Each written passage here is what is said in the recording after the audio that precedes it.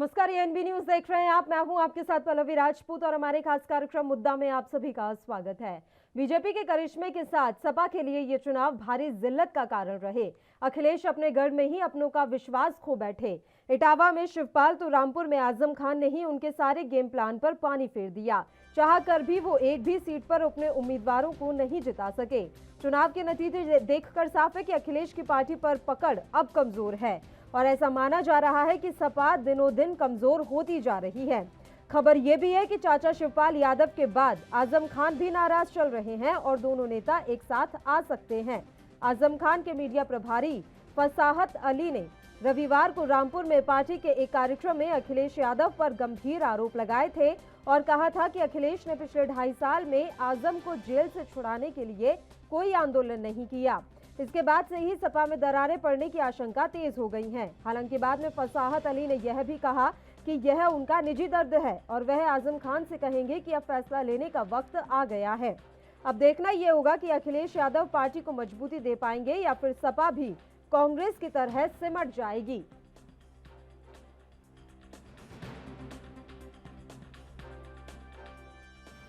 तो उत्तर प्रदेश विधानसभा चुनाव में हार के बाद से ही यूपी के पूर्व मुख्यमंत्री अखिलेश यादव की पार्टी समाजवादी पार्टी में उथल पुथल चल रही है। खबर है कि चाचा शिवपाल यादव के बाद आजम खान भी नाराज चल रहे हैं और दोनों नेता एक साथ आ सकते हैं। शिवपाल यादव के बाद आजम खान खेमे से भी अखिलेश यादव के खिलाफ नाराजगी की खबरें लगातार आ रही हैं। सूत्रों के अनुसार इस बीच आजम खान के करीबी नेता शिवपाल यादव के संपर्क में हैं और आने वाले समय में दोनों नेता एक साथ आ सकते हैं। आजम खान के मीडिया प्रभारी फसाहत अली खान ने रविवार को रामपुर में पार्टी के कार्यक्रम में अखिलेश यादव पर गंभीर लगाए थे। तभी से इन चर्चाओं ने और भी ज्यादा जोर पकड़ लिया।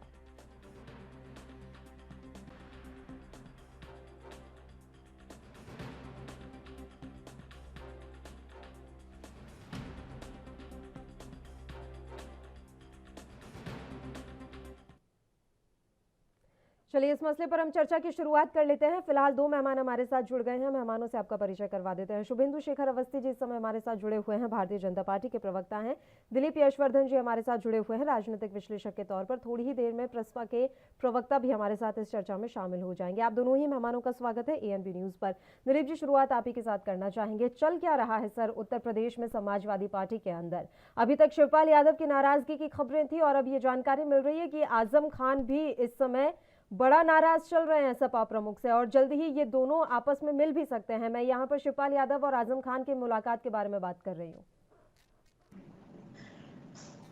मेरे को जवाब देना पल्लवी जी। दिलीप जी से मेरा ये सवाल है, उसके बाद मैं अवस्थी जी आपका रुख करूंगी। दिलीप जी। पल्लवी जी एक बार सवाल दोहरा दें आपका। सर मेरा सवाल ये है, मैं आपसे समझना चाह रही हूँ कि किस तरीके के समीकरण इस समय समाजवादी पार्टी में बैठ रहे हैं।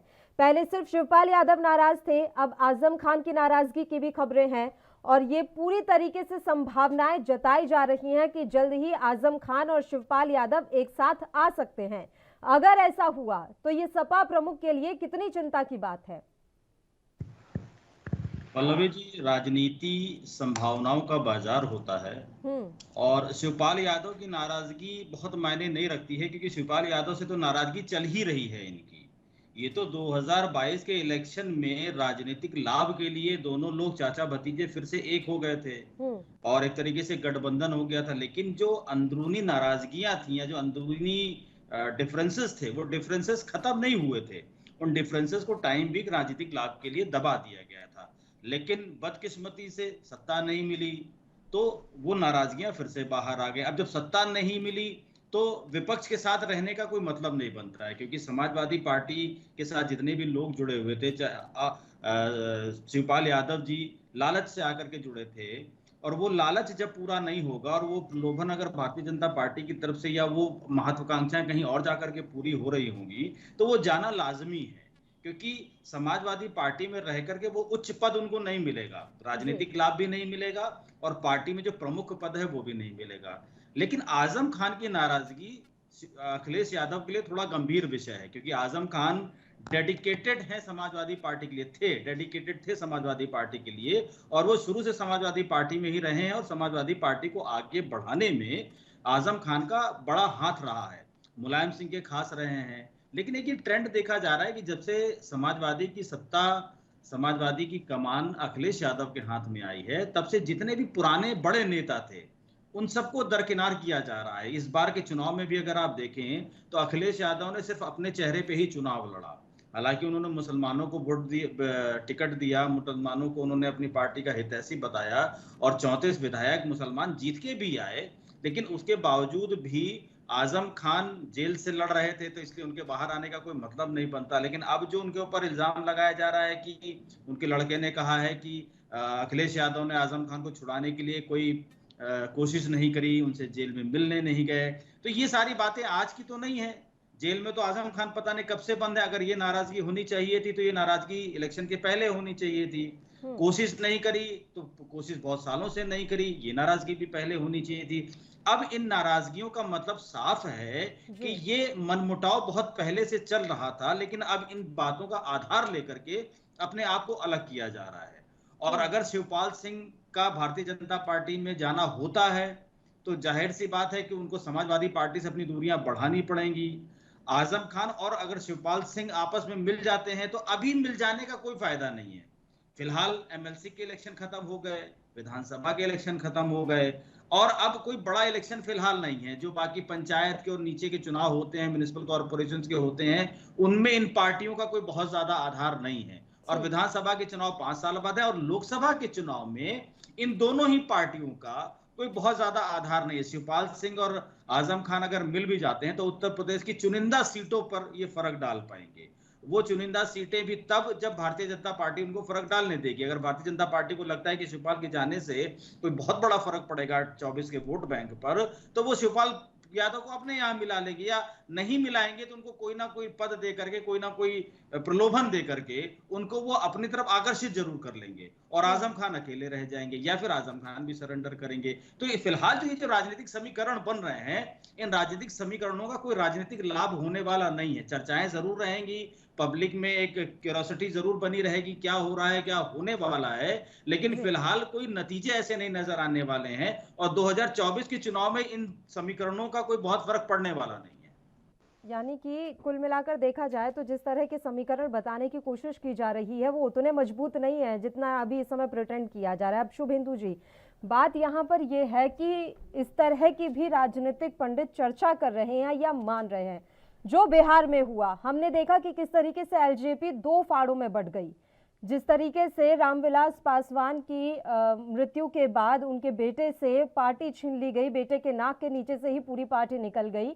ऐसा कहीं समाजवादी पार्टी में तो नहीं हो जाएगा शुभेंदु जी? अगर ऐसे ही शिवपाल यादव अब अपनी नाराजगी लेकर चलते रहे, अपने साथ उन्होंने कुछ विधायक भी इकट्ठा कर लिए, और सबसे बड़ी बात अगर आजम खान साथ में आते तो ये MY फॉर्मूला भी तो एक साथ हो जाएगा ना सर? नहीं, देखिए, मैं आपको आपके चैनल पर बहुत अच्छे तरीके से बताता हूं कि आजम खान को भारतीय जनता पार्टी कभी भी इंक्लूड नहीं करेगी, चाहे वो खुद भी आने की कोशिश ना करें। क्योंकि यहाँ पर वैचारिक मतभेद बहुत बड़े हैं। वो भारत माता को डाइन कहने वाले हैं, हम भारत माता को माँ कहने वाला हूँ। तो जो डाइन और माँ में फर्क होता है वही भारतीय जनता पार्टी और आजम खान में फर्क है, और हम उनको नहीं लाएंगे, हम एक्सेप्ट नहीं करेंगे चाहे कुछ हो जाए। दूसरा पॉइंट, शिवपाल यादव जो है, इनका पहले से झगड़ा चल रहा था। झगड़ा कुछ और नहीं है, इनके लेन देन का है। जो पैसे अखिलेश यादव को देने थे उनके सरकार में रहते हुए उन्होंने कहा कि हम बाद में दे देंगे, उनकी सरकार चली गई। फिर जब ये चुनाव आया तो अखिलेश यादव ने कहा कि हमारी सरकार आ जाएगी तो हम आपको पैसा दे देंगे, और वो पैसा दोबारा जब उनको लगा कि ये पैसा नहीं मिल सकता है किसी तरीके से, इसलिए उन्होंने अपने आप को फिर बाहर किया। तो ये उनके अपनी आपस की लड़ाई है, परिवार की लड़ाई है, उनके अपने लोगों की लड़ाई है, उनके लेन देन की लड़ाई है। भारतीय जनता पार्टी को कुछ लेना देना नहीं है। जहां तक भारतीय जनता पार्टी को उनकी आवश्यकता है, हमको लगता नहीं है कि कोई भी आवश्यकता है आज की तारीख में। तो वो यदि कुछ उनसे अलग होके अपना एक इंडिपेंडेंट बनाना चाहते हैं कोई पार्टी, तो वो बनाए। ना ही उनको सरकार में लिया जा रहा है दोनों लोगों को, ना ही हमने कोई इंटरेस्ट शो किया है, ना ही कोई हमारी डिस्कशन हुई है कहीं पर। योगी तो ये आदित्यनाथ से अपना घर मिले थे संभाले। तो वो एक शिष्टाचार भेंट थी, इससे ज्यादा कुछ नहीं। हाँ, बहुत सारे लोग मिलते हैं, उसमें उसमें कोई ऐसा चीज चर्चा का विषय नहीं है। और जहां तक उनका लड़का है आजम खान का, मेरे को लगता है इमेच्योर स्टेटमेंट दिया है उसने, उसको बहुत सीरियसली लेना नहीं चाहिए। दिलीप जी, मैं जिस तरीके से अभी पूछ रही थी सवाल, और जो मैं जो जानना चाह रही थी, समझना चाह रही थी, वही सवाल मेरा आपसे भी रहेगा। रामविलास पासवान की पार्टी जिस तरीके से दो भागों में बट गई, एलजेपी के बारे में मैं बात कर रही हूँ, क्या समाजवादी पार्टी भी इस तरीके से बट जाएगी? बट जाएगी नहीं, बट ही गई है। देखिए, जब शिवपाल यादव अलग हुए तो एक तरीके से समाजवादी का ही तो विभाजन हुआ। शिवपाल पहले समाजवादी का हिस्सा थे, समाजवादी का मजबूत हिस्सा थे, मुलायम सिंह साथ कंधे से कंधा मिलाकर के पार्टी खड़ा किया उन्होंने। लेकिन अखिलेश यादव में जब कमान आई तो वहां पर दो फाड़ हो गए, शिवपाल यादव चले गए, प्रगतिशील समाजवादी पार्टी बना ली उन्होंने, समाजवादी पार्टी अलग रह गई। अब अगर आजम खान भी अलग होते हैं तो जाहिर सी बात है कि आजम खान भी अपना राजनीतिक करियर यही तो समाप्त नहीं करेंगे। वो कुछ ना कुछ हलचल जरूर, चाहे वो नई पार्टी बना ले, चाहे शिवपाल की पार्टी में उनका विलय हो जाए। अगर शिवपाल की पार्टी में विलय होता है तो भी, और अलग पार्टी बनती है तो भी, समाजवादी पार्टी में तो टुकड़े हो ही जाएंगे। और ये पार्टी की कमजोरी है, धीरे धीरे उसको और कमजोर करेगा, क्योंकि आजम खान के जाने का मतलब बहुत बड़ा मुसलमानों का वोट बैंक इनके साथ चला जाएगा। शिवपाल सिंह के जाने से यादवों का बहुत बड़ा, दलितों का बहुत बड़ा वोट बैंक इनसे खिसक गया था, और इस बार जाएगा तो फिर और ज्यादा उसमें डेंट लग जाएगा। तो कितने समाजवादी विधायकों को पार्टी तोड़ धीरे धीरे सकते हैं सर ये दोनों कमजोर होती मिलकर? चली कुछ जाएगी। कुछ अंदाजा है कि कितने विधायक ये दोनों मिलकर तोड़ सकते हैं? नहीं, ये देखिए, ऐसा कुछ नहीं कहा जा सकता है, क्योंकि राजनीति में किसी बात पर कंफर्मेशन देना बड़ा मुश्किल होता है, क्योंकि किसी नेता का कोई ईमान नहीं है। उसका ईमान सिर्फ इतना है कि उसको फायदा क्या हो रहा है, कहाँ कहीं से रह के फायदा हो रहा है या कहीं से टूट के फायदा हो रहा है। तो किसको क्या फायदा मिलेगा? अगर आज आजम खान मुसलमान नेताओं को, जो विधायक 33-34 जीत करके आए हैं, अगर सिर्फ इस नाते उनको तोड़ना चाहेंगे कि हम मुसलमान हैं और हमको अलग हो जाना चाहिए, तो मुझे नहीं लगता है कि मुसलमान नेता इस बात पे टूट जाएंगे। दूसरा, आजम खान ऐसी किसी पोजीशन में नहीं है, ना शिवपाल ऐसी पोजीशन में है कि वो अपने टूटे हुए विधायकों को कोई लाभ दे पाए। शिवपाल यादव भारतीय जनता पार्टी में चले जाते हैं तो अकेला उनका फायदा हो जाएगा, उनके चंद करीबी लोगों का फायदा हो जाएगा, लेकिन बाकी जो विधायक हैं समाजवादी पार्टी के, उनका कहीं कोई फायदा नहीं होने वाला। और आजम खान इस स्थिति में नहीं है कि वो अपने विधायकों को कोई लाभ दे पाए। पहली बात तो खुद ही जेल में बंद है, और जब सत्ता में आदमी नहीं होता है तो कुछ भी देने की स्थिति में नहीं होता है, ना तो कोई पद देने की स्थिति में होता है, ना कोई फायदा कराने की स्थिति में होता है, ना कहीं पैरवी करने की स्थिति में होता है। तो कोई भी विधायक इस तरीके से टूट के नहीं जाएगा। समाजवादी पार्टी अखिलेश यादव के साथ रहने से कम ये कि आज की डेट में वो उत्तर प्रदेश में एक मजबूत विपक्ष की भूमिका में है, लेकिन अगर वो समाजवादी का भी दामन छोड़ देते हैं तो वो कहीं के नहीं रहेंगे, और आने वाले समय में धीरे धीरे राजनीतिक ग्राफ उनका गिरता चला जाएगा। चलिए, हिमांशु वाजपेयी जी इस समय हमारे साथ जुड़ गए हैं, समाजवादी पार्टी के नेता हैं। हिमांशु जी, स्वागत है आपका एएनबी न्यूज़ पर, हमारे साथ चर्चा में आप शामिल हुए। मेरा सवाल ये है सर कि अभी तक तो शिवपाल यादव की नाराजगी की खबरें ही चल रही थी, अब बताया जा रहा है कि आजम खान भी आपसे काफ़ी नाराज़ हैं। जिस तरीके से उनके मीडिया प्रभारी ने जो कुछ भी कहा उनकी रिहाई को लेकर, उससे तो ये साफ तौर पर जाहिर हो रहा है कि आने वाले वक्त में कि कोई बड़ा कदम आजम खान उठा सकते हैं। देखिए, आजम खान साहब और समाजवादी पार्टी का एक अलग रिश्ता हमेशा से रहा है और हमेशा रहेगा। आप लोग उनके मीडिया प्रभारी के बयान को कोट करने का काम कर रहे हैं, लेकिन साथ ही साथ आप उस बयान को नजरअंदाज कर रहे हैं जो अब्दुल्ला आजम खान ने दिया है, जिसमें उन्होंने साफ साफ क्या कहा है कि समाजवादी पार्टी से हमारा रिश्ता अटूट है, जैसे पहले था हमेशा बना रहेगा। और आजम खान साहब समाजवादी पार्टी की एक मजबूत कड़ी है, मजबूत चेहरा है, इसमें कोई दो राय नहीं है। और ये पूरे प्रदेश में देखा है, पूरे देश में देखा है कि 2014 में जब भारतीय जनता पार्टी प्रचंड बहुमत के साथ मोदी सरकार आई थी, तब भी रामपुर एक ऐसा किला था जिस किले को ध्वस्त करने में पूरी तरीके से भाजपा नाकाम साबित हुई थी। उसके बाद मोहम्मद आजम खान साहब जब रामपुर में उपचुनाव लड़े हैं, तब भी शासन और प्रशासन और भारतीय जनता पार्टी ने पूरा प्रयास, पूरा जोर लगाया, उसके बावजूद भी उपचुनाव भी उन्होंने जीता। और तमाम जितनी बार भी भारतीय जनता पार्टी ने उत्तर प्रदेश में बहुमत पाने का काम किया है, रामपुर एक ऐसा किला है जहां भारतीय जनता पार्टी न कभी घुस पाई न उसको भेज पाई। ये समाजवादी पार्टी को एक मजबूती देता है। और आजम खान साहब का व्यक्तित्व, आजम खान साहब की शख्सियत एक ऐसी शख्सियत है जो हमेशा समाजवादी पार्टी के साथ ही समाजवादी पार्टी के साथ है, और समाजवादी पार्टी मोहम्मद आजम खान साहब के बिना अधूरी है। ये आप लोग तय मानिए और निश्चित मानिए, आजम खान साहब और समाजवादी पार्टी का जो रिश्ता था वो रिश्ता हमेशा बना रहेगा। शिवपाल यादव के साथ मिलने की खबरें भी सामने आ रही हैं सर कि दोनों नेता इकट्ठे हो सकते हैं। अब दोनों इकट्ठे हो जाएंगे, समाजवादी पार्टी के खिलाफ या उनके नाराजगी और ज्यादा बढ़ जाती है, तो चिंताएं तो आपको होंगी ना कुछ, या आप बिल्कुल ऐसा मान के बैठे कि नहीं ऐसा कुछ नहीं होने वाला? देखिए, ये हो सकता है, वो हो सकता है, अब ये संभावना है या वो संभावना है, हम इन चीजों में विश्वास नहीं करते, क्योंकि हमारा, मैंने आपसे पहले भी कहा, जो रिश्ता आजम खान साहब के साथ है हमें उस पर भरोसा है और ये रिश्ता हमेशा कायम रहेगा। अब लोग अपना प्रोपेगेंडा का राजनीतिक प्रोपेगेंडा बनाते हैं, इसमें समाजवादी पार्टी को नीचा दिखाने का प्रयास करते हैं। जो भी प्रयास राजनीतिक हरकतें होती हैं उससे हमें कोई फर्क नहीं पड़ता है, क्योंकि हमें अपने और आजम खान साहब के जो रिश्ते हैं उन पर पूरा भरोसा है। आप कह रहे हैं कि समाजवादी पार्टी को नीचा दिखाने की कोशिश हो रही है, प्रोपेगेंडा फैलाया जा रहा है, तो कौन फैला रहा है प्रोपेगेंडा? कहाँ से आ रही है ये बातें? कौन है अली खान साहब? मीडिया के प्रभारी भारतीय जनता पार्टी के नेता हैं।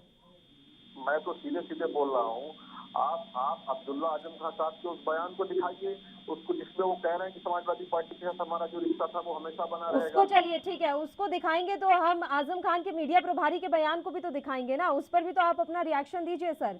आप अब्दुल्ला आजम का बयान लेके बैठे हैं, मैं मीडिया प्रभारी का बयान लेकर बैठी हूँ। मैं आपसे पूछ रहा हूँ, क्या अब्दुल्ला आजम खान साहब के सुपुत्र हैं, उनके बेटे हैं, उनकी बात को आप लोग ज्यादा वजन देने का काम करेंगे मीडिया प्रभारी की? और दूसरी बात, आजम खान साहब का नहीं दी जाती मीडिया प्रभारी की बातों को तवज्जो। अगर खुद आजम खान आकर ये बात कह देते कि मैं इस बयान से बिल्कुल भी इत्तेफाक नहीं रखता हूँ, ये बयान उनका निजी बयान होगा, मेरा बयान नहीं है। आजम खान साहब कैसे बयान देंगे? बयान कौन लेने जाएगा, आप बता दीजिए मुझे। कोई स्पष्टीकरण नहीं आया ना सर, वही तो बात है। अब्दुल्ला आजम का स्पष्टीकरण आया क्या फरहत अली खान की बातों पर? उन्होंने स्पष्टीकरण दिया? उन्होंने भी तो स्पष्टीकरण नहीं दिया। और मैंने तो पहली बात तो मैंने तो ये बिल्कुल भी नहीं कहा कि वो भारतीय जनता पार्टी में शामिल होने जा रहे हैं। मैंने ये कहा क्या, आप मुझे ये बताएं। मैंने ऐसा तो बिल्कुल नहीं बोला ना सर कि वो बीजेपी में शामिल होने जा रहे हैं। बीजेपी उन्हें लेगी नहीं, ये बात तो खुद शुभेंदु जी कह चुके हैं कि हमारी पार्टी के लिए तो दरवाजे बंद हैं। मैं तो शिवपाल यादव और आजम खान की मुलाकातों और उनके इकट्ठे होने के बारे में बात कर रही हूँ कि क्या ऐसा हो सकता है कि आने वाले वक्त में वो इकट्ठे हो जाएं आप लोगों के खिलाफ। इसका मतलब ये नहीं कि वो बीजेपी में शामिल हो जाएंगे जाके। अच्छा, राजनीति में मुलाकात का मतलब सिर्फ यही है कि इकट्ठे होना है?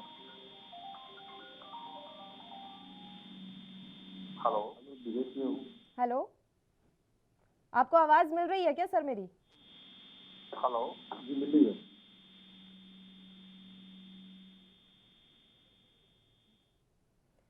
बताइए सर। दोनों नेता जो लगातार नाराज बैठे हैं, आप दोनों को मनाने के प्रयास कर रहे हैं ना, जिस तरीके की बातें सामने आ रही हैं, जिसे आप प्रोपेगेंडा कह रहे हैं, ये प्रोपेगेंडा आने वाले भविष्य में सही तो नहीं हो जाएगा? ये आप मुझसे पूछ रही हैं? आप ही से मेरा सवाल है वाजपेयी जी। आवाज मिल रही है ना आपको? जी, मैंने आपसे पहले ही कहा कि आजम खान साहब और समाजवादी पार्टी का जो रिश्ता है वो एक ऐसा रिश्ता है जो आप यकीन मानिए और भरोसा रखिए। चलिए ठीक है, ठीक है। शुभेंदु जी, बात ये है कि बार बार हिमांशु जी की तरफ से एक ही नाम पर ज्यादा फोकस किया जा रहा है, वो है आजम खान। शिवपाल यादव को तो वो पहले ही मतलब दरकिनार कर चुके हैं, उन्होंने मान लिया है कि अब वो हमारी पार्टी का हिस्सा नहीं है। उन्होंने एक बार भी नहीं बोला कि शिवपाल यादव हमें छोड़ के नहीं जाएंगे। पहले भी बता चुके। चलिए अब सुन लीजिए सर, शुभेंदु जी कुछ कहना चाह रहे हैं आपसे। देखिए, शिवपाल जी पहले भी नहीं थे और इस चुनाव में उनका आना कंपल्सन था। दूसरा चीज, उनका जो लेन देन का समस्या है ये इन तीनों लोगों के बीच का, अखिलेश यादव, शिवपाल यादव और आजम खान। जो पैसे जो पेमेंट के थे, जो पेंडिंग थे, जो लोग बताते हैं, शिवपाल जी उसके लिए नाराज थे। बाद में इन्होंने कहा हमारी सरकार बन रही है, इस तरीके का है, हम सब सेटल कर लेंगे। मेरे को ऐसा लगता है आने वाले समय में शिवपाल जी बिल्कुल अलग होंगे, आजम खान जी भी बिल्कुल अलग होंगे, क्योंकि आजम खान जी का जो प्रवक्ता है वो कोई और नहीं, उनका बेटा है। और वो इतनी झूठ नहीं बोलेगा वो कि बिना आजम खां के पूछे हुए वो इस तरीके से मीडिया में जवाब देता है। और वो चाहे कितने क्लोज रहे हों, आजम खां जी क्लोज थे मुलायम सिंह यादव जी के। और आपको एक और चीज बता दूं, जो ये 12 का चुनाव लड़ा था इन्होंने, वो मुलायम सिंह जी ने चुनाव लड़ा था। और सब लोगों ने, आजम खां जी से लेकर शिवपाल यादव तक, सब लोगों ने कंधे से कंधा मिलाकर मुलायम सिंह जी को जिताया था। और वो चुनाव में मुलायम सिंह जी ने कहा था कि ये उनका आखिरी चुनाव है, इस बार जरूर हमको जिताना है। और जब वो चुनाव जीत गए तो आपको याद होगा कि 3 दिन तक ये तय नहीं हो पा रहा था कि किसको मुख्यमंत्री बनाया जाएगा, क्योंकि सबको मालूम था कि मुख्यमंत्री तो मुलायम सिंह यादव बनेंगे।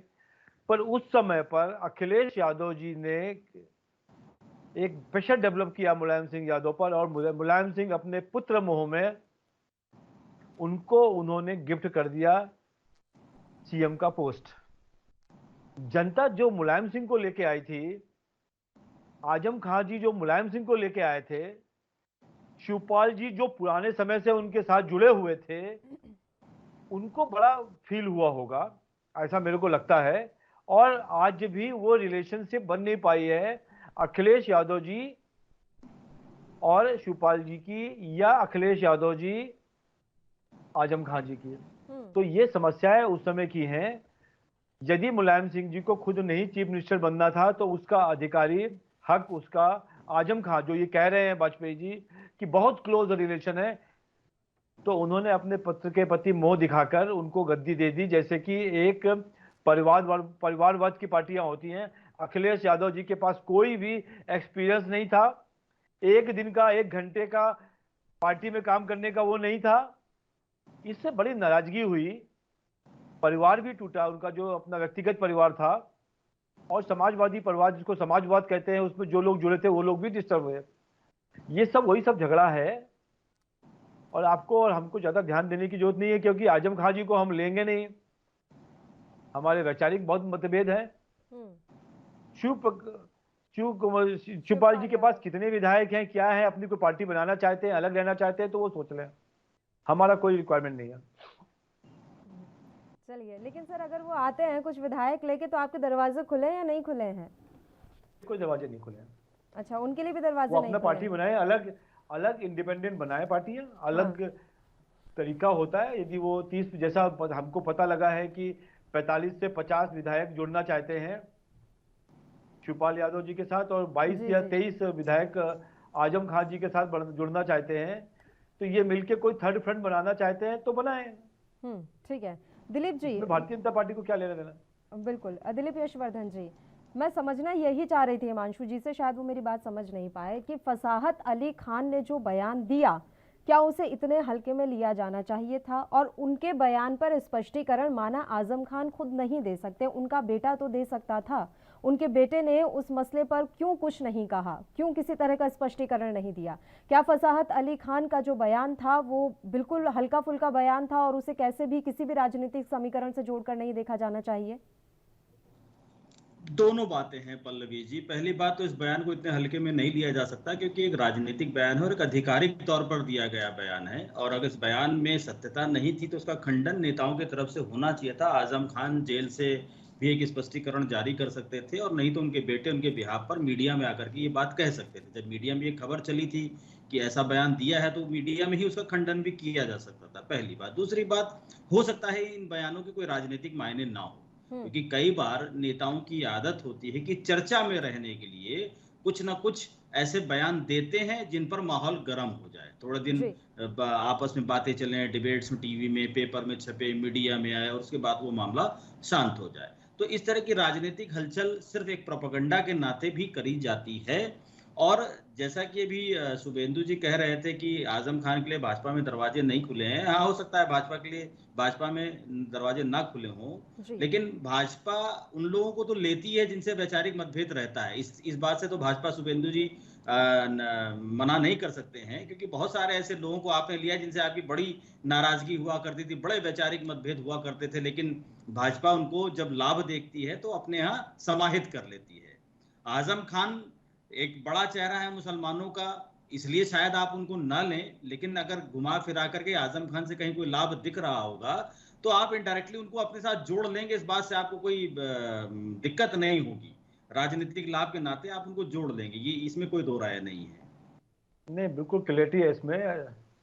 मैं आपको बताता हूँ कि जहाँ डाइन और माँ का फर्क हो, जो भारत माता को डाइन मानता हो और हम भारत माता को माँ मानते हैं, तो कहीं भी मेरा आइडियोलॉजी मैच नहीं करती है। और जिन लोगों को कांग्रेस या किसी और पार्टी से लिया है राजभर वो से थोड़े से आइडियोलॉजी न्यूट्रल मैच टाइप कर के रहे गई, होंगे, इस तरह के ब्लंट नहीं होंगे। शिवपाल से मैच कर गई, मौर्य से मैच कर गई।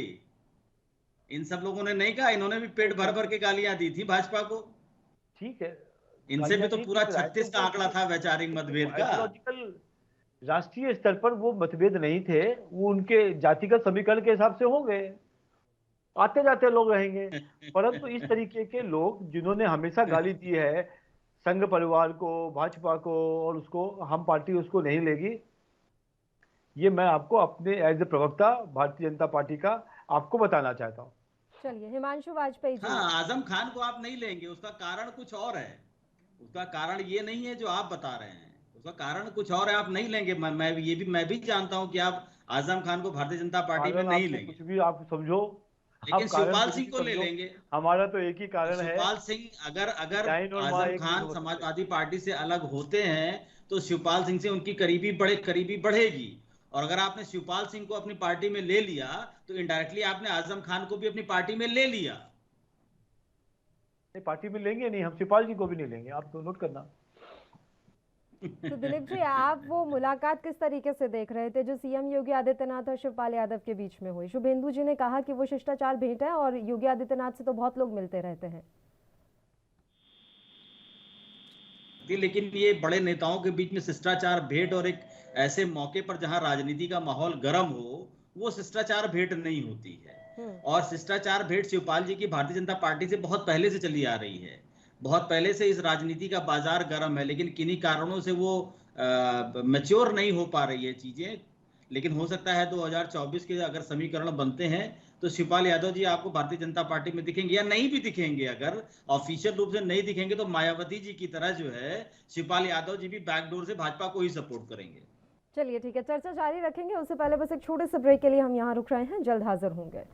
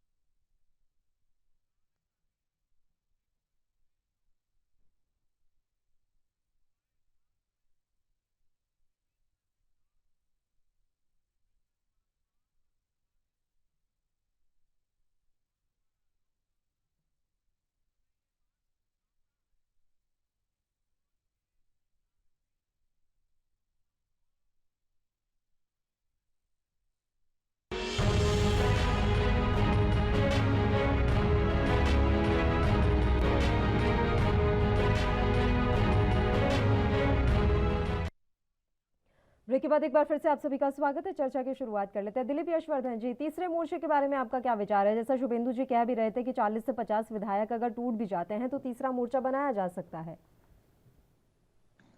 पल्लवी जी, तीसरा मोर्चा बन जाए, चौथा मोर्चा बन जाए, पांचवा मोर्चा बन जाए, लेकिन अब 2027 से पहले कोई मोर्चा कुछ कर नहीं पाएगा, पहला। दूसरा, 2024 के चुनाव में ये जितने भी मोर्चे बनेंगे इनका दायरा उत्तर प्रदेश के अंदर ही रहेगा, और ये बमुश्किल 4-5 मैक्सिमम 10 सीटों पर इतना प्रभाव डाल पाएंगे। और जो लोकसभा के चुनाव होते हैं वो पूरे भारत के चुनाव होते हैं, वहां प्रदेश की 8-10 सीटों से कोई फर्क नहीं पड़ेगा। भाजपा इस समय चाहे विधानसभा के चुनाव में प्रचंड बहुमत से आई है, एमएलसी के चुनाव में प्रचंड बहुमत से आई है, बाकी स्टेट्स में प्रचंड बहुमत से आई है, और केंद्र के लेवल पर भारतीय जनता पार्टी के सामने आज की डेट में कोई विपक्ष नहीं है। जो भारतीय देश की सबसे बड़ी पार्टी कांग्रेस है, जब वो विपक्ष में नहीं है तो ये तीसरा मोर्चा या प्रगतिशील समाजवादी पार्टी या आजम खान की बनने वाली पार्टी या समाजवादी पार्टी, ये कहीं नहीं टिकते हैं। इन सबों का कहीं कोई प्रभाव नहीं है और ये आपस में ही लड़के मर जाएंगे। एक दो अगर ये सांसद बना भी लेते हैं तो इनका कोई आधार नहीं रहेगा। ये अपने में वो कहते हैं ना कि दिल बहलाने को गालिब ख्याल अच्छा है। जब तक ये मोर्चे बना करके या कोई भी काम करने के लिए जब तक ये जनहित की बातें नहीं करेंगे, जब तक ये जनता के लिए सड़कों पे नहीं उतरेंगे, जब तक ये जनता के दिलों के अंदर नहीं घुस पाएंगे, तब तक चाहे जितने मोर्चे बना लें, इनका राजनीतिक उदय होने वाला नहीं है। शुभेंदु जी, मुझे एक बात आपसे ये जाननी है सर कि आप जिन जिन राज्यों में हैं वहां पर या तो विपक्ष एक तरीके से गौण हो गया है या फिर होने की कगार पर है, तो क्या बीजेपी ऐसे ही काम करना शुरू करती है कि हमें विपक्ष खत्म करना है, या अपने आप ही ये हो रहा है? देखिए, मैं जब आपके चैनल पे चुनाव से पहले डिबेट पे बहुत बार आया और बहुत बड़ा एक नैरेटिव बनाया गया था कि हम जीत रहे हैं, बहुत सारी सीटों से जीत रहे हैं, इनको कहीं भी नहीं मौका मिलेगा, हम 300 से सीटें ज़्यादा लेके आएंगे, इस तरीके की आपके चैनल पे भी था। तो हमने एक ही बात कही थी कि ये हमारे लिए चुनाव नहीं है, हमारे लिए धर्म युद्ध है। और इस धर्म युद्ध में जिस तरीके से कौरव और पांडवों ने चुनाव लड़ा था, चुनाव ने युद्ध लड़ा था, और उसके बाद बहुत सालों तक कोई युद्ध नहीं हुआ। इस चुनाव के बाद, इस धर्म युद्ध के बाद जो हमारी विपक्ष की पार्टियां हैं, आगे आने वाले बहुत सालों तक चुनाव लड़ने लायक भी नहीं रहेंगी। और वही स्थितियां आज आप देख रहे हो। तो पल्लवी जी, मेरा एक ही चीज कहना है कि ये हमने नहीं किया है, जनता ने इनको बिल्कुल दरकिनार किया। और अब चूंकि इसमें जो लोग जुड़े थे वो अपने व्यक्तिगत इंटरेस्ट के कारण जुड़े थे, चाहे वो राजभर हो या और कोई मौर्य हो, हमारे शिवपाल यादव हो या आजम खां हो, टिकैत हो या जयंत हो, इनके अपने अपने इंटरेस्ट हैं कि यदि ये सरकार बनती तो इनको क्या फायदा होता। अब वो तो बना नहीं, तो अब क्या करेंगे? तो कम से कम लड़ाई लड़ रहे हैं।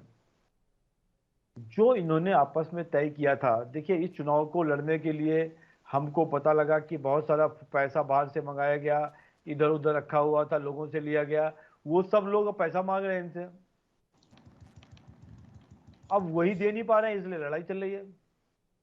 मैं बार बार कहता हूं, आजम खां, शिवपाल यादव, अखिलेश यादव के बीच में जो झगड़ा है वो पैसे का लेन देन का है। और आप हफ्ता 10 दिन के बाद देखिएगा इसी तरीके का एक स्टेटमेंट जयंत सिंह जी के पास से भी आ जाएगा। कारण क्या है कि वो इंटरेस्ट खत्म हो गया सबका अखिलेश के साथ जुड़ने का। अखिलेश जी ने पूरा चुनाव अपने बलबूते पे लड़ा, जो इन लोगों को पसंद नहीं था, अपना नाम आगे चलाया जो इन लोगों को पसंद नहीं था। तो वो सब डिफरेंसेस हैं, वो सब सामने आ रहे हैं। मैं बता रहा हूं आपको, आप 7 दिन से 10 दिन देख लीजिएगा, अप्रैल के महीने में जयंत जी का भी इसी तरीके का स्टेटमेंट आएगा। क्योंकि जयंत जी की अपनी जो राजनीति है, लोकल राजनीति, वो आजम खां के साथ खड़े होने के कारण खत्म होती है पश्चिमी उत्तर प्रदेश में। तो ये समस्याएं हैं, उनका अपना अपना कंपल्सन है। एक बड़े इंटरेस्ट में, बड़े उसमें ये लोग मिले थे, वो इंटरेस्ट खत्म हो गया तो अलग हो जाएंगे। अभी जो 145 सीटें हैं अप्रोक्सीमेटली, पांच भागों में डिवाइड होंगे। और हमको लगता है कि जो अखिलेश यादव जी की 145 सीटों में उनके पास 40 से 42 सीटों से ज्यादा नहीं रहने वाली है। ठीक है दिलीप यशवर्धन जी, अब सपा में टूट के कारण आप क्या समझ रहे हैं? ये अखिलेश यादव का अहम है, उन्हें लगता है कि सब कुछ उन्हीं के कंधों पर है और वही सब कुछ सही कर सकते हैं और वो अकेले सब कुछ कर लेंगे। पल्लवी जी, जब सत्ता नहीं मिलती है तो डिफरेंसेस होते हैं, बहुत कॉमन सी बात है, क्योंकि हर आदमी आज की डेट में राजनीतिक लाभ के नाते किसी पार्टी से जुड़ता है। अगर समाज सेवा की भावना है तो समाज सेवा तो आप अभी भी कर सकते हैं, चाहे आप विपक्ष में हो चाहे आप विधायक हों चाहे ना हो। लेकिन समाज सेवा के लिए कोई राजनीति नहीं करता है, सत्ता का पावर को एंजॉय करने के लिए राजनीति करता है। तो वो जब पावर नहीं मिली, वो राजनीतिक लाभ नहीं मिले, तो हर आदमी के दिल में कहीं ना कहीं मायूसी जरूर आ गई। हालांकि जो विधायक जीते हैं उनके पास अच्छा मौका है काम करने का, अपनी छवि को बनाने का, पार्टी की छवि को बनाने का। 5 साल बहुत अच्छा मौका है, सरकार की एंटी इनकम्बेंसी का फायदा उठाएं, अपने प्रदेश की अपनी कॉन्स्टिट्यूएंसी की जनता को पूरा लाभ जो वो दे सकते हैं। विधायक निधि उनको मिलेगी ही मिलेगी, सरकार से जो पैसा उनको मिलना है वो मिलेगा ही मिलेगा। प्लस जनता की आवाज को उठा करके आगे लाए। अगर वो 3 गुना इस बार बढ़ सकते हैं तो उन्हें ये मानना पड़ेगा कि वो 30 सीटों से अगर 111 सीटों पर जा सकते हैं तो 111 से और बढ़ सकते हैं अगले बार। लेकिन तब जब मनोबल को बढ़ा करके काम करेंगे।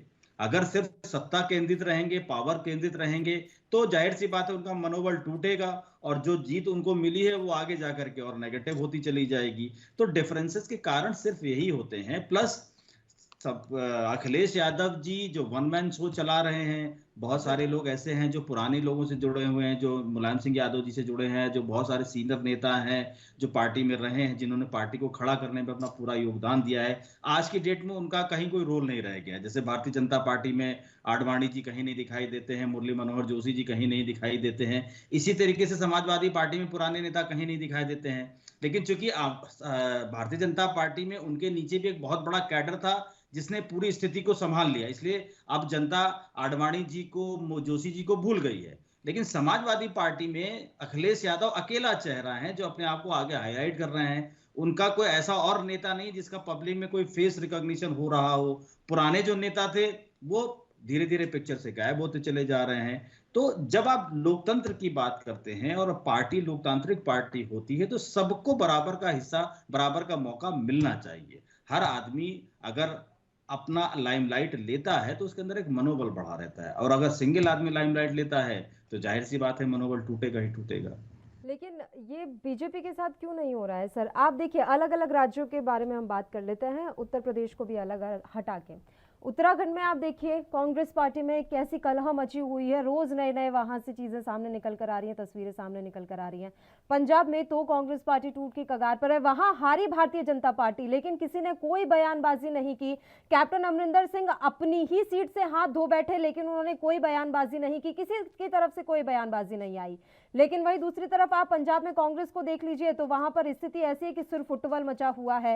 आप राजस्थान में आ जाइए, यहाँ पर 2 धड़ों में इस समय कांग्रेस बटी हुई है। हर राज्य में इसी तरह के हालात है। टीएमसी में अभिषेक बनर्जी और उनके ममता बनर्जी के बीच में हमने कलह देख ली थी। तो ये क्यों हो रहा है? या तो भारतीय जनता पार्टी में अनुशासन ज्यादा है, या फिर कोई और वजह है, या डर ज्यादा है, क्या है? बाकी पार्टियां अपने संगठन को इतना मजबूत और एकजुट क्यों नहीं रख पा रही हैं? बहुत फर्क है पल्लवी जी, कोई कंपैरिजन नहीं है भारतीय जनता पार्टी और दूसरी पार्टियों में। भारतीय जनता पार्टी में संगठनात्मक ढांचा जो है वो बहुत अच्छा है, इसमें कोई दो राय नहीं है। नीचे से लेकर के ऊपर तक का कोऑर्डिनेशन बहुत ज्यादा है, बहुत ज्यादा अच्छा है, इसमें कोई दो राय नहीं है। पार्टी कार्यकर्ताओं का, पार्टी नेताओं का आपस में सामंजस्य बहुत अच्छा है, इसमें कोई दो राय नहीं है। और इन सब के ऊपर जो सबसे बड़ी यूएसपी है भारतीय जनता पार्टी के पास, कि जो पार्टी सत्ता में होती है उसे अपने नाराज लोगों को मनाने के बहुत सारे तरीके होते हैं। अगर किसी को एमएलए का टिकट नहीं दे पाए तो एमएलसी का टिकट दे देंगे, एमएलसी भी नहीं दे पाए तो किसी बोर्ड का चेयरमैन बना देंगे, किसी कमीशन का अध्यक्ष बना देंगे। उसके अलावा भी और बहुत सारे रास्ते होते हैं। सरकार के पास, जो सत्ता में बैठी है पार्टी, उसके पास बहुत सारे रास्ते होते हैं अपने नाराज लोगों को मनाने का। लेकिन विपक्ष के पास कोई रास्ता नहीं होता है। विपक्ष अपने लोगों को, नाराज लोगों को कहां एडजस्ट करेगा? सत्ता में बैठा आदमी अगर नाराज व्यक्ति को अपने पार्टी में भी उच्च पद पे बैठा देता है या कहीं बड़ी पोस्ट दे देता है पार्टी में, उसको संगठन में अच्छा पद दे देता है, तो भी उसके लिए लाभदायक होता है। लेकिन विपक्ष में चाहे पार्टी में पद मिल जाए, इससे ज्यादा कुछ विपक्ष दे नहीं सकती है। तो वो जो लाभ का एक लालच होता है कि हमको गेन क्या हो रहा है, हम अगर पार्टी को सर्व कर रहे हैं, हमेशा सिद्ध होती है, लेकिन विपक्ष सिद्ध नहीं। सत्ता के पास बहुत सारे रास्ते होते हैं लोगों को एडजस्ट करने के लिए, और जब सफलता की सीढ़ी आप चढ़ते हैं तो आपके पीछे लोग चलते हैं। जब आप फेल होते हैं तो आपके साथ चलने वाले बहुत सारे लोग कट जाते हैं। ये सृष्टि का नियम है। और भारतीय जनता पार्टी इस समय केंद्र में भी है, बहुत सारे राज्यों में मजबूत है, जनाधार बढ़ता चला जा रहा है, पार्टी के कार्यकर्ता बढ़ते चले जा रहे हैं, और इसी के साथ साथ उनके पास बहुत सारे तरीके निकलते चले जा रहे हैं। जितना उनका दायरा बढ़ता जाएगा उतने ज्यादा लोगों को समाहित करने के लिए वो समर्थ हो जाएंगे। ठीक है। अवस्थी साहब, आप इत्तेफाक रख रहे हैं दिलीप जी के इस बात से? क्योंकि पश्चिम बंगाल का मुझे याद आ गया है, आप जब चुनाव लड़ रहे थे, चुनावी मैदान में थे, आपका कुनबा बढ़ता जा रहा था। जैसे ही आपको वहां पर सत्ता नहीं मिली तो कितने नेता आपका साथ छोड़कर चले गए, कितने आपके कार्यकर्ताओं ने आपका साथ छोड़ दिया। टीएमसी से जो नेता आए थे वो वापस टीएमसी में चले गए। क्या वाकई में ऐसा होता है कि अगर आप सत्ता में हैं तो सब कुछ अच्छा रहेगा?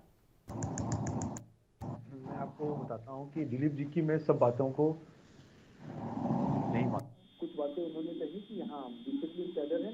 जब हम 2 लोग भी थे संसद में, तब भी हम लोग बड़ा डिसिप्लिन थे।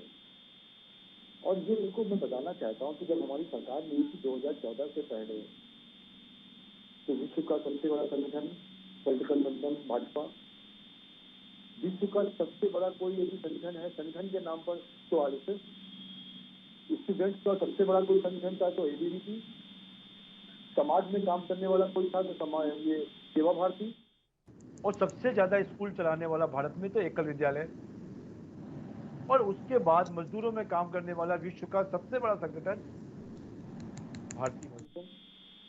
तो क्या कभी आपने देखा कि हमारे इस संगठनों में भी कभी किसी ने क्लास और मंदिरों और इसके साथ काम करने वाला मेरा विषय देखो, ये सब लोग जितने भी संगठन हैं हमारे, सब एक ही विचारधारा और भारत की विचारधारा से आगे चल रहे थे। सरकार हो या ना हो हमको फर्क नहीं पड़ता, हम 70 साल और भी इसके लिए संघर्ष कर सकते थे। और आज भी यदि चौराहे के ऊपर हमारा नेता कहता है ये दिन नहीं रात है, तो हम डिसिप्लिन के साथ यही कहेंगे ये दिन नहीं रात, और बाद में आके समझाएंगे सर ये देखा ये रात थी, आप दिन कह रहे थे, या दिन था रात कह रहे थे। कारण क्या है? एक बेसिक जो डिसिप्लिन है, एक बेसिक जो भावना है वो जुड़ी है हमारे संगठन में। और ज्यादातर बीजेपी में जो लोग हैं वो संघ से आए हुए हैं, उनको ये मालूम है। और मैं और हमारे जितने संगठन को साथ इतने सालों से मैं रहता रहा, संघ और विश्व हिंदू परिषद में काम करते हुए भाजपा में काम कर रहा हूं, हमने कभी भी सरकार से कोई पोस्ट मिल जाएगी, हमको कोई चुनाव में फायदा हो जाएगा, वो लेकर कभी काम नहीं किया है। हमको तो ये भी नहीं मालूम है कि आने वाला चुनाव में आने वाले समय पर भारतीय जनता पार्टी का अध्यक्ष कौन होगा। फर्क केवल एक ही है कि बाकी सब लोग परिवारवाद से चुनाव लड़ते हैं, एक व्यक्ति पूरी पार्टी को चलाता है, पर यहाँ पे संगठन चलाता है। इसलिए हम जिंदा हैं और भारत की सबसे बड़ी पार्टी है। तो ये मत कहिए आप कि विपक्ष में रहने वाले लोग, हम विपक्ष में रहे हैं तब भी हमने कभी जवाब नहीं दिया किसी को। हमने कहा हमसे गलती रही होगी, हम फिर से जनता के बीच में जाएंगे और संघर्ष करते रहेंगे। तो 1925 से लेके आज तक हमने अपनी विचारधारा के लिए संघर्ष किया है, और इसको समझने के लिए कभी भी संघ में और हमारी पार्टी में जुड़ोगे तो हमको पता चलेगा, आपको पता चलेगा। अब एक लास्ट बात कह के मैं अपनी बात को खत्म करना चाहता हूँ कि भाई पोस्ट नहीं भी मिलेगी तो भी कोई हमारा आदमी नाराज नहीं होता। वो थोड़े दिन शांत बैठ जाता है, या कोई अपने अधिकारी को बोल के आता है साहब हमारा को भी ध्यान दे दीजिए। और हमारा जो संगठन है ऊपर के लोग एक पितृभाव, मतलब एक पिता की तरह अपने कार्यकर्ताओं को और उनको संभाल के रखते हैं। ये भी एक परिवार की बात है। तो हमारा एक संघ बड़ा बृहत परिवार है, उनका व्यक्तिगत परिवार है, चाहे वो टीएमसी हो, चाहे वो अखिलेश यादव हो, चाहे वो कांग्रेस हो और आप पार्टी, क्योंकि उनके आप पार्टी के भी संविधान में लिखा है कि उनके संयोजक का चुनाव नहीं होगा, वो हमेशा और हमेशा केवल केजरीवाल रहेंगे। तो वही ऑलमोस्ट वही है। और साउथ की जितनी भी रीजनल पार्टीज हैं उसमें भी यही देख लीजिए, पासवान की भी पार्टी में यही देख लीजिए, और बाकी जगह भी यही मिलेगा। खाली एक व्यक्ति उस पार्टी को चलाता रहता है और जब तक वो जैसा चाहता है वैसा उस पार्टी को लेके जाता है। दिलीप यशवर्धन जी, आने वाले वक्त में जो स्थिति उत्तर प्रदेश में कांग्रेस पार्टी की हो गई, बसपा की हो गई, वैसी स्थिति समाजवादी पार्टी की हो जाएगी? अगर इसी तरीके से टूट चलती रही तो जरूर हो जाएगी। अगर इन्होंने स्थिति को संभाल लिया तो ऐसा नहीं होगा। अखिलेश यादव जी का देखिए, अगर उत्तर प्रदेश में आज भी कोई मजबूत विपक्षी पार्टी है तो 2 ही पार्टियां कहलाती थी, बसपा और सपा, जिसमें से बसपा को तो आप खत्म ही मान लीजिए आज की डेट में, या भाजपा की बी पार्टी मान लीजिए। समाजवादी पार्टी अकेली पार्टी है और इस 2022 के चुनाव में भी समाजवादी पार्टी का प्रदर्शन अच्छा रहा, वोट बैंक बढ़ा, वोट परसेंटेज बढ़ा, विधायकों की सीटें बढ़ी। उसके बाद जो मैंने कहा ना, जो मेन प्रमुख कारण होता है कि जब आप राजनीति को अपनाते हैं तो उसमें आपकी बहुत सारी महत्वाकांक्षाएं जुड़ी होती हैं, बहुत सारा लालच जुड़ा होता है। वो लालच, वो महत्वाकांक्षाएं जब नहीं पूरी होती हैं तो आपके अंदर टूट होती है। जिस पार्टी की सरकार बनती है, आप किसी प्रदेश में ले लीजिए, दिल्ली में आम आदमी पार्टी की सरकार बनी तो पूरे देश में लोगों ने आम आदमी पार्टी की सदस्यता लेना शुरू कर दिया। कांग्रेस की पंजाब में भी आम आदमी की सरकार बनी है तो वहां पर कांग्रेस, वहां पंजाब के लोगों की होड़ लग गई है आम आदमी पार्टी की सदस्यता लेने में। भारतीय जनता पार्टी का उदय 2014 से हुआ तो लोगों में होड़ लग गई है भारतीय जनता पार्टी के साथ हाथ मिलाने की, उसमें समाहित होने की। ये संसार का बड़ा कॉमन सा फंडा होता है कि उगते सूरज को हर आदमी सलाम करना चाहता है। तो जो पार्टी सत्ता में है, सत्ता में रहने वाली पार्टी के लोग अगर नाराज भी होते हैं तो उसको जाहिर नहीं करते हैं, क्योंकि उनको पता है कि वो जाहिर कर भी देंगे। और स्पेशली जब सरकार प्रचंड बहुमत से बनी हो, जब फुल फ्लेजेड बनी होती है, तो नाराज लोग अपनी नाराजगी को जाहिर करते ही नहीं है, क्योंकि उनको पता है कि नाराजगी जाहिर करने से होगा क्या, हमारी सुनेगा कौन। तो कम से कम हम सत्ता के साथ हैं, यही हमारे लिए फायदा है। कहीं नाराजगी है लेकिन पब्लिक पे तो इन्फ्लुएंस है। तो ये हमेशा होता है। जिस दिन समाजवादी की सरकार इस प्रदेश में बन जाएगी, समाजवादी के खेमे में भी यही चहल पहल शुरू हो जाएगी। आप पीछे का इतिहास उठा करके देख लीजिए, पीछे तो भारतीय जनता पार्टी का नामो निशान नहीं होता था। यहाँ उत्तर प्रदेश के अंदर जब मुलायम सिंह की सरकार बनी, मायावती की सरकार बनी, फिर सरकारें बनी, भारतीय जनता पार्टी तो बहुत दिनों बाद आई है ना, 17 में लौट करके आई है। तो ये हमेशा होता रहा है। अब आप पंजाब में चले जाइए, पंजाब में कोई भारतीय जनता पार्टी की सदस्यता ज्वाइन करने वाला नहीं मिलेगा आपको, बहुत रेयर लोग मिलेंगे। वहां पर आम आदमी पार्टी को ज्वाइन करने वाले लोग ज्यादा मिलेंगे। उत्तर प्रदेश में आ जाइए तो हर आदमी भारतीय जनता पार्टी के साथ अपने आप को मिलाना चाहता है। तो ये होता है, ये बहुत कॉमन सा फिनोमेना है। तो फिर अगर पंजाब के बारे में सर बात कर रहे थे, तो वहां पर भारतीय जनता पार्टी के पास अभी देने के लिए कुछ है नहीं। कुछ कहना चाहते हैं अवस्थी जी आप? मैं ये कह रहा हूँ कि आप ये बात बहुत ठीक कह रहे हैं कि जो लोग लालच से जुड़ेंगे वो उनके साथ जुड़ेंगे जो जिनकी सरकारें हैं। पर जो हमारा कैडर है पंजाब का, अब हमने उसमें काम चालू किया। हमने वेस्ट बंगाल में भी काम चालू किया। हमने भी एक कैडर चालू किया, एक कैडर बनाया। 4 साल 5 साल 7 साल तक रह के वहाँ पे संघ के प्रचारकों ने मिलकर काम किया और उस पर काम किया। और ऐसी स्थिति थी जहाँ पे 3 सीटें थी, हम 75 लेके आए, मुख्य विपक्षी पार्टी बन के आए। अब पंजाब में भी हम काम कर रहे हैं, क्योंकि अभी तक पंजाब में एक समस्या थी हमारी। हम पंजाब में अकाली दल के साथ चुनाव लड़ते थे और 1952 में भी जब विपक्ष में हम बैठते थे कांग्रेस के, तो अकाली दल हमारे साथ बैठता था, शिवसेना हमारे साथ बैठता था। उनके साथ हम वहां चुनाव लड़ते रहे, इसलिए हमने कभी उसको ओवरटेक करने की कोशिश नहीं करी कि पंजाब में इनको आगे रहने दो। परंतु जब ये किसान कानून के मसले पर उन्होंने हमसे अलग किया अपने आप को, तब हमने अपना कैडर बनाना चालू किया।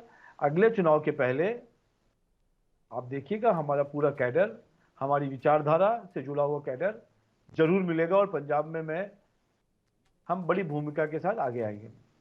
और यही हम वेस्ट बंगाल में करेंगे, यही हम केरला में करेंगे और तमिलनाडु, आंध्रा और बाकी जो सदर्न स्टेट्स है उसमें।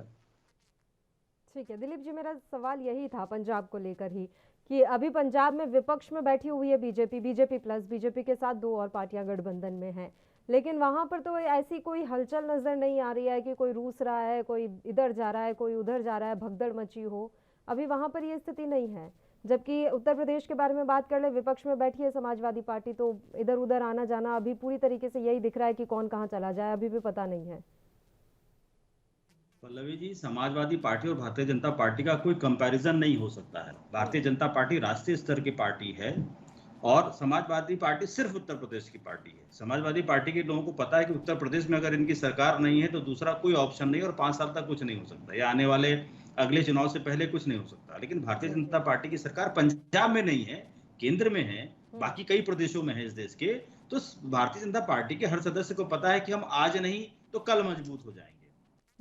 अगर यहाँ से फायदा नहीं होगा तो वहां से फायदा होगा। अल्टीमेटली उनका जो दायरा है वो बहुत बड़ा है, इसलिए वहां नाराज लोग अपनी नाराजगी को जल्दी जाहिर नहीं करते हैं, क्योंकि वो एक बड़े होराइजन, एक बड़ी छतरी के नीचे बैठे हुए हैं।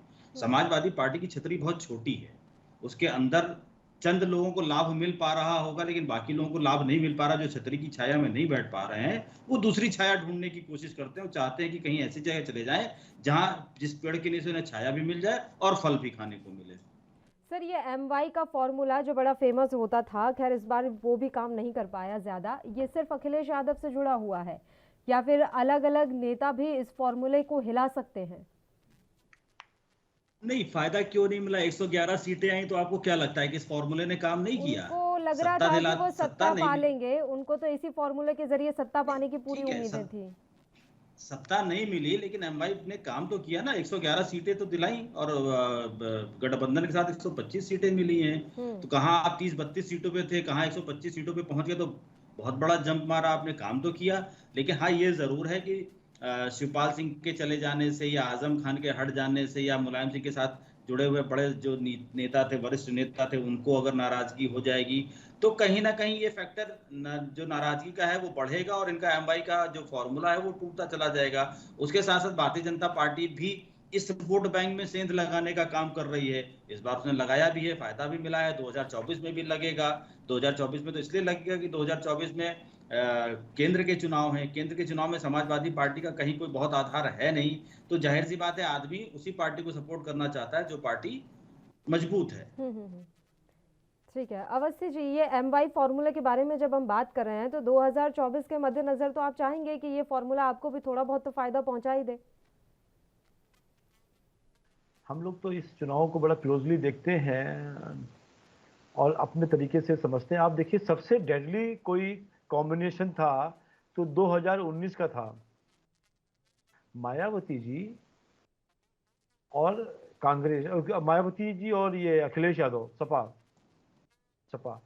तो इसमें एक दोनों टाइप का वोट, एक यादवों का वोट, एक ओबीसी का वोट, और फिर निचली जातियां जैसे कि हम SC STs का वोट जो उनका था। इससे बड़ा कॉम्बिनेशन कभी हमने अपने इतिहास में नहीं देखा है उत्तर प्रदेश में, कि जब मायावती जी और सपा दोनों मिले हों, बसपा और सपा दोनों मिला हो। उसमें क्या हुआ अभी देखिए, उसमें भी ये जो निचले समाज के थे, बसपा के जो वोट थे, उसमें 40% लोगों ने वोट बीजेपी को दिया। इस बार चुनाव में 60% लोगों ने बीजेपी को वोट दिया। मेरा ये कहना है पल्लवी जी कि इतना जब स्ट्रॉन्ग कॉम्बिनेशन बना था और ये लोग कहते थे कि 10 से ज्यादा सीटें नहीं आएंगी हमारी लोकसभा में, तो हम 63 सीटों से जीत के लाए। उस समय पे भी काम नहीं किया और अब तो खासकर बिल्कुल काम नहीं कर रहा है। जितने लोग हमको छोड़ के गए, चाहे स्वामी प्रसाद मौर्य हो, चाहे जो लोग हों, कोई भी जीत के आया क्या? इसका मतलब है जिस विचारधारा को लेकर हम चल रहे हैं, जनता हमारे साथ है, जनता योगी जी और मोदी जी के साथ है। बहुत बार हम जब कहीं गए चुनाव प्रचार में, मैं पश्चिमी उत्तर प्रदेश का चुनाव देख रहा था जहां पे टिकैत और ये सब लोग बहुत ज्यादा स्ट्रांग उसमें थे, लोग यही कहते थे, साहब देखो मैं आपके विधायक से खुश नहीं हूं, परंतु मैं वोट मोदी जी को और योगी जी को ही दूंगा। जब चुनाव देश के अंदर विकास मॉडल के ऊपर होगा, भारतीय जनता पार्टी को कोई नहीं हरा पाएगा। और जब चुनाव जातिगत समीकरणों पर होगा या किसी पार्टी के, देखिए आप देखिए पंजाब में क्या हुआ या दिल्ली में क्या हुआ, कांग्रेस ने का जो स्पेस था वो आप पार्टी ने लिया। हमारे जितने वोट थे हैं और वही रहे, हमारे कहीं भी कम नहीं हुआ। यदि हमारा 34% से 37% वोटिंग परसेंटेज था तो आज भी है और हमेशा रहेगा। पंजाब में कांग्रेस को कमजोर हुआ, उसको आप पार्टी ने कैच किया। इसलिए मेरा ऐसा मानना है कि जब तक पॉलिटिकल पार्टियां राष्ट्र हित में काम करती रहेंगी, विकास में काम करती रहेंगी, अराजक लोगों के ऊपर बुलडोजर चलते रहेंगे, महिलाओं को सम्मान मिलता रहेगा, और एक महिलाओं की सुरक्षा मिलेगी, देश को विकास होगा, एजुकेशन आगे बढ़ेगा, हेल्थ की चीजें बढ़ेंगी, हाईवेज बनेंगे और ये आपके जितने भी हवाई अड्डे बनेंगे, एजुकेशन बढ़ेगा, तो देश हमेशा उस पार्टियों को वोट देता रहेगा, चाहे वो भारतीय जनता पार्टी हो चाहे वो कांग्रेस हो। जब 1947 में भारत आजाद हुआ तो गांधी जी ये चाहते थे कि ये वाला कांग्रेस कैंसिल हो जाए, खत्म हो जाए, पार्टी खत्म हो जाए, नए तरीके से एक पार्टी बनाई जाए। समय पर बाकी जो जवाहरलाल नेहरू जी थे और बाकी जो इनका परिवारवाद वहां से चालू हुआ, वो नहीं चाहते थे, और इसलिए दमन हो रहा है, खत्म हो रहे हैं। आज 90 साल 95 साल तो भारतीय जनता पार्टी का तो नहीं हुआ, पर आरएसएस का तो हो गया ना, 1925 में बनाया था। आज भी किसी ने एक बार, मैं दिलीप जी को कह रहा हूं, आज तक पिछले जीवन भर में किसी ने, संघ के किसी एक आदमी ने ये कहा हो कि परम पूजनीय माधव जी क्यों इसके प्रधान हैं, या किसी पर कोई ऑब्जेक्शन लगाया हो? नहीं, जैसा तय हो गया वैसा करते आ रहे हैं, और भाजपा भी संघ का एक अंग है, और इसको समझना हो, एक मॉडल समझा देता हूं, जैसे सूर्य है वो आरएसएस है, और उसके अगल बगल जितने भी ग्रह उपग्रह हैं जो उसके चक्कर लगाते हैं, जैसे चंद्रमा और ये, वैसे ही सूर्य हमारा संघ है, भाजपा और ये सब चंद्रमा की तरह उसके चक्कर लगा रहे हैं। सूर्य की एनर्जी से सभी ग्रह प्रकाशित होते हैं, संघ के सभी एनर्जी से सभी संगठन चल रहे हैं, ये हम आपको कहना चाहते हैं। चलिए ठीक है सर, आप दोनों ही मेहमानों का शुक्रिया चर्चा करने के लिए आप हमारे साथ जुड़े। तो समाजवादी पार्टी में बड़ी टूट फूट की आशंका इस समय जताई जा रही है। अब देखने वाली बात ये रहेगी कि क्या अखिलेश यादव समय रहते डैमेज कंट्रोल कर पाते हैं। इसी के साथ मुद्दा में फिलहाल के लिए इतना ही। मुझे दीजिए इजाजत। देश और प्रदेश की तमाम ताज़ा खबरों के लिए आप बने रहिए हमारे साथ। नमस्कार।